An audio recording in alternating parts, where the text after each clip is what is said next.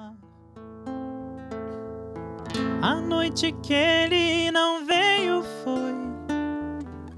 foi de tristeza pra mim. Saveiro voltou sozinho, triste noite foi pra mim. É doce morrer no mar, nas ondas verdes do mar. É doce morrer no mar, nas ondas verdes do mar. Nas ondas verdes do mar, meu bem, ele se foi afogar. Fez sua cama de noivo no colo de Iemanjá. É doce morrer no mar, nas ondas verdes do mar. Saveiro partiu de noite foi, madrugada não voltou. Um marinheiro bonito, sereia do mar, levou. É doce morrer no mar, nas ondas verdes do mar.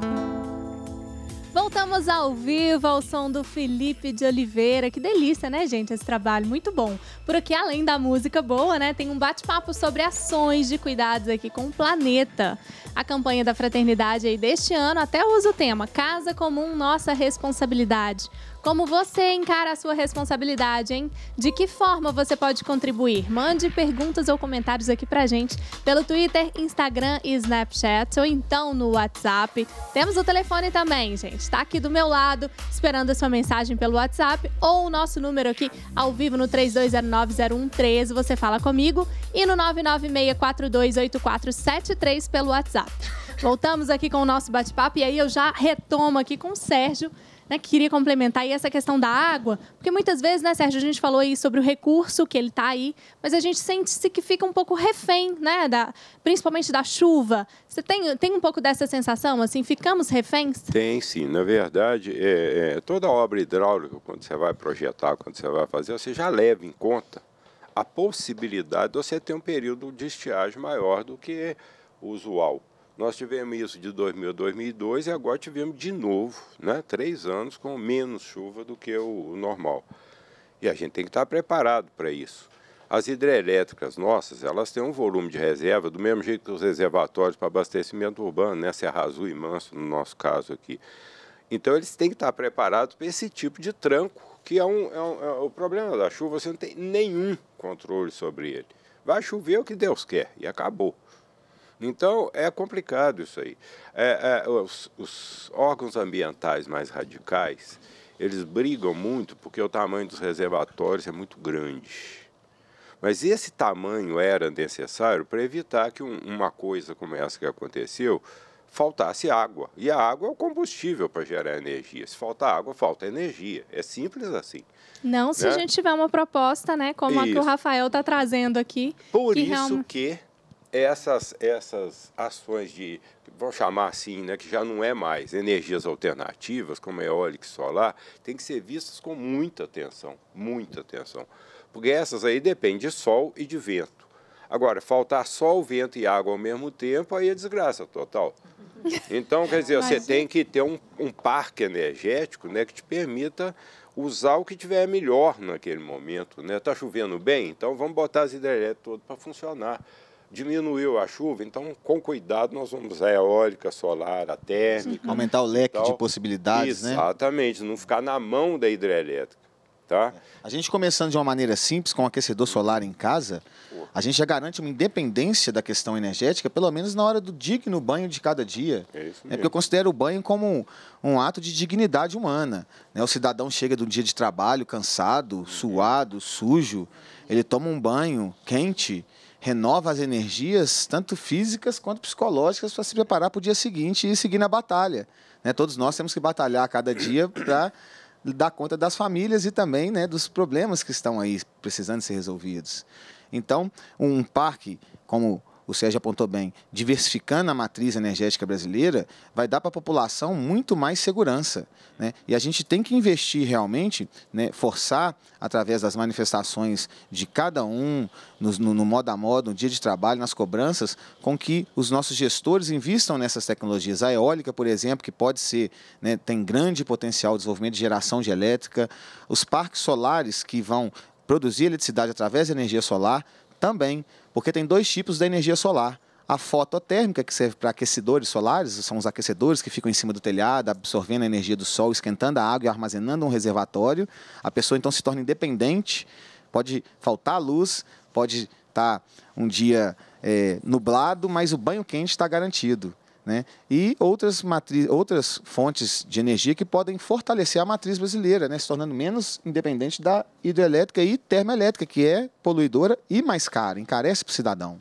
E a pessoa que, né, Rafa, às vezes tem alguém nos assistindo e que tem vontade de buscar, né? Olha, eu ainda não faço nada para melhorar, como a gente tem convocado aqui ao longo do programa, eu cuido do planeta e você o que faz. Quem quiser, né, procurar, como colocar em casa, qual seria o caminho? Olha, tem um caminho aqui em Belo Horizonte que traz pessoas de Minas Gerais inteira, pessoas de outros estados, que é um curso que nós ofertamos através da Gerasol, esse negócio social que serve para disseminar a energia solar de maneira popular, que ele acontece com periodicidade mensal. Este ano ele está acontecendo numa ONG localizada no bairro Floresta, ASMEC, e todo segundo sábado de cada mês, um curso a preço popular, ensinando a pessoa a fabricar, montar e instalar um aquecimento solar.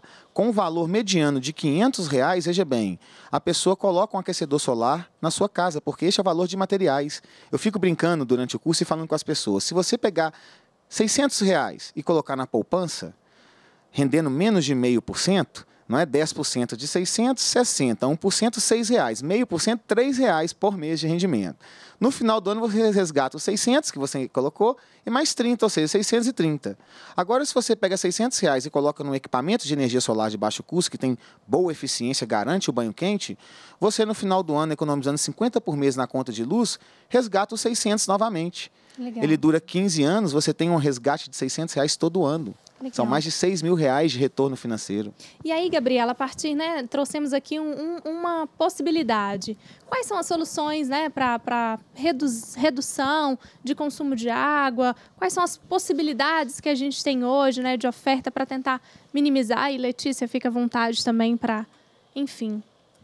Bom, a gente tem também, em relação ao saneamento, próprio saneamento básico e saneamento ambiental, algumas alterações, alguns problemas ambientais voltados quando a gente falou muito do excesso, da falta, da escassez da pluviométrica. A gente tem, quando tem um excesso de chuva, a gente também volta a falar do saneamento em relação às doenças, aos vetores, né? A gente que tem passado por problemas relacionados, então, assim, podemos verificar com um foco grande nisso. Então, a gente vê esses problemas. Então, é importante os dois lados, para a gente poder ter os recursos naturais, o recurso água, ele prontamente disponível e de fácil acesso, a gente tem que ter o cuidado com ele na sua escassez e também no seu excesso, né, para os dois lados. É importante que a gente tenha o conhecimento, a utilização dessas novas matrizes, na matriz energética, dessas novas fontes dessa energia para considerando assim, grandes empresas, né? A gente tem, por exemplo, utilizar biodiesel, biocombustível, tem outras formas, né, biodigestor, que utilizam energia através dos resíduos. É uma forma também muito interessante de ser aplicado para uma grande área, mas a gente tem que pensar também que no nosso dia a dia, a gente tem que fazer isso por nós mesmos. Será que a gente está utilizando uma quantidade de água muito superior àquilo que a gente precisa? A nossa principal necessidade de água é a necessidade de dessedentação, né? Animal, dessedentação humana. O banho é importante demais, mas será que a gente não está utilizando muita água? Será que a gente não pode rever isso? Descarga, né? Às vezes uma infiltração que está no nosso apartamento ali, a gente está vendo, deixa, o encanamento está ruim. Isso que eu comentei do encanamento de uma maneira geral, é na cidade toda, mas a gente sempre encontra também, né? Então, assim, é importante que a gente fique atento às nossas pequenas realizações do dia a dia, que a gente pode sempre verificar que a gente pode diminuir. Legal. Né? Letícia, e você, né, dentro de casa? Quais são as suas ações dentro de casa, já que você demonstrou desde o início do programa que tem esse cuidado com o meio ambiente desde pequena? Sim, acho que não só a questão do recurso hídrico, né, mas também pensar a questão do lixo. Porque muitas vezes tem pequenas atitudes que a gente pode fazer no dia a dia. Então, na minha casa, a gente tenta reciclar sempre. E é difícil, que muitas vezes não tem aquele cotidiano mesmo, legal que você já começou assim, a gente rotina. tenta reciclar, porque realmente há uma dificuldade. Sim. Né? É uma tentativa, principalmente em grandes centros urbanos.